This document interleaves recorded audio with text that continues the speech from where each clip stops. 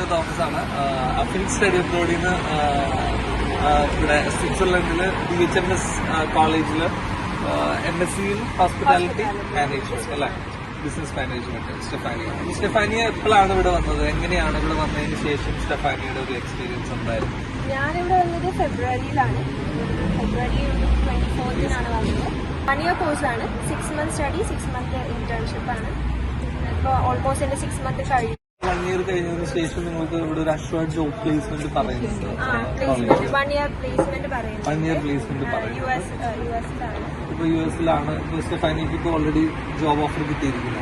6 months ഏകദേശം കഴിഞ്ഞു സ്റ്റെഫാനിയുടെ. ഇനി അനന്തർ 6 months ഇവിടെ ഒരു ഇന്റേൺഷിപ്പ് സ്വിറ്റ്സർലൻഡിൽ തന്നെയാണ്. അതിനുശേഷമാണ് യുഎസിൽ ഉള്ള 1 year ജോബ് ഇപ്പൊ കൺഫേം ആയിട്ട് ഇപ്പൊ ഓഫറിലേക്ക് കിട്ടിയിരിക്കുന്നത്. എത്ര സാലറി ഇവിടെ ഇന്റേൺഷിപ്പിന് എത്രയാണ് സാലറി ഓഫർ ചെയ്യുന്നത് സ്റ്റെഫാനി? ഇപ്പോൾ പറഞ്ഞിരിക്കുന്നത് ഇൻക്ലൂഡിംഗ് ടാക്സ് 2,300 ആണ് പറഞ്ഞിരിക്കുന്നത്. അറൌണ്ട് ഒരു 2 lakhs ആണ് ഇന്ത്യൻ മണി വരും.